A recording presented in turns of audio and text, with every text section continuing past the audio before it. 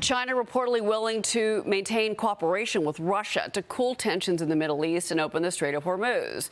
This is coming following a phone call between Beijing and Moscow's foreign ministers ahead of a UN Security Council vote on a measure from Bahrain to protect commercial shipping in and around the Strait of Hormuz. Now, I spoke with former Trump State Department Senior Advisor Christian Whiten about this in the last hour. My interview. Watch this. China does have a substantial amount of energy. It's been buying from Iran, more than about a quarter, about a fifth, that it's able to buy below market values because Iranian oil has been sanctioned. Of course, it also buys Russian oil for the exact same reason. If that oil isn't flowing or if it's actually constrained, because there is some traffic through the Strait of Hormuz, then China will have to start paying market prices for energy, which will hurt China's economy even more.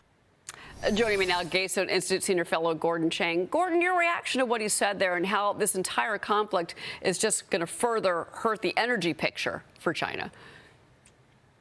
Well, certainly China needs Middle East oil. It gets oil not only from Iran, where it takes about 87% of Iran's exports of crude, but it also gets from other Gulf states, including Saudi Arabia.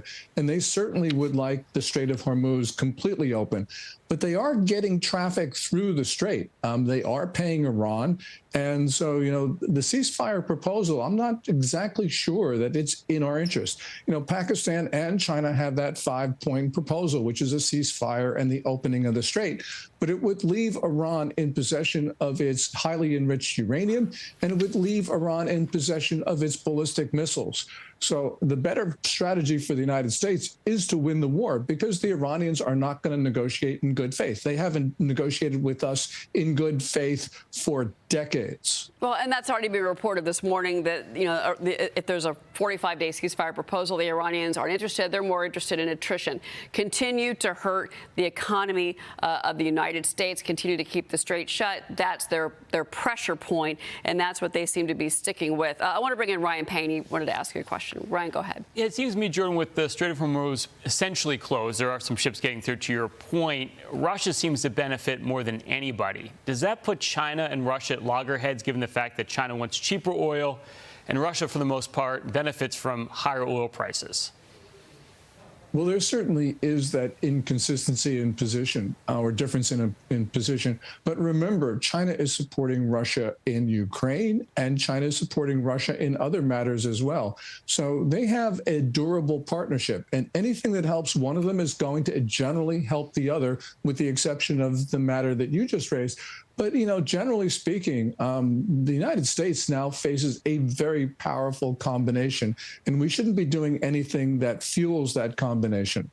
No, certainly. China also issued this 40-day shutdown of their offshore airspace, extending from the Yellow Sea facing South Korea to waters south of the East China Sea facing Japan. So that alert, in effect, goes through May 6th. Officials believe this is a move for Beijing to seize on an opportunity to increase its active military presence surrounding Taiwan as the U.S. remains focused on the Middle East, Gordon. You've told Maria that President Trump should not visit Beijing next month. Your reaction? Well, certainly President Trump shouldn't go during the course of a war where China is an enemy combatant. So it just does not make sense for the president to look like he's submitting himself to the other side. In terms of this 40-day closure, this is outrageous because the Chinese have not announced any military exercises. What they're trying to do is annex their near seas. And this is sort of their salami slicing tactic. The United States needs to oppose this in one way or another. And there are a number of ways that we can do that.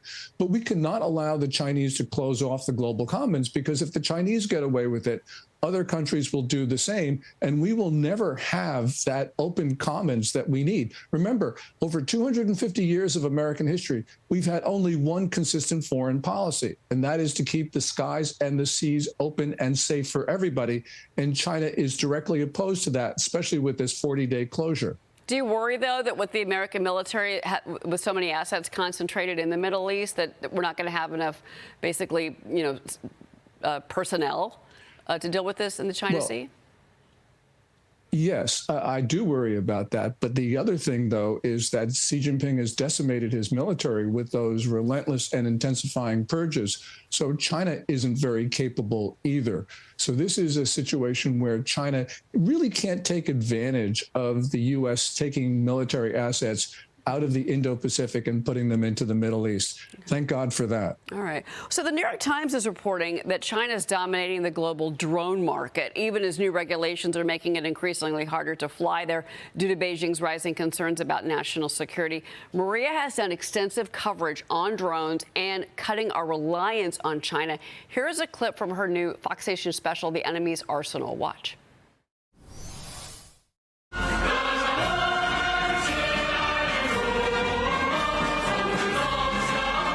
The weapons on display in Xi's parade, the most sinister may appear the least threatening.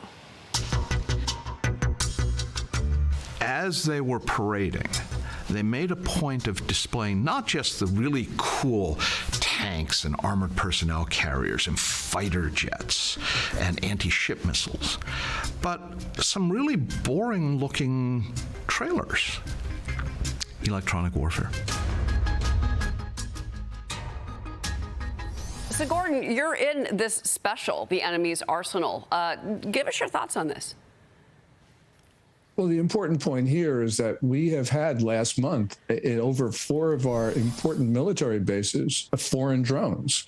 These drones were large, they were unhackable, they obviously were not recreational. So some foreign power, probably China, maybe Russia, was operating drones over our critical Air Force bases. So really right now, the United States needs to be able to defend its bases in its homeland because those drone flights were a warning to the United States of some sort. We don't know exactly what, but my guess would be that they were telling President Trump that if he were to get, let's say, more involved in Iran, that China would attack our bases in the homeland. So we really got to be concerned. And also, we had that incident where the Chinese couple, in something that probably was arranged by China's Ministry of State Security, left a bomb close to the visitor center at MacDill Air Force Base in Florida. So these are warnings that China intends to move on the U.S. in the American homeland. Interesting. Gordon Chang, of course, you are a big part of that special with Maria. Gordon, thank you. Don't miss Maria's new Fox Nation special, The Enemy's Arsenal. That is going to be out this Thursday, April 9th. We'll be right back. You're watching Mornings with Maria, live on Fox Business.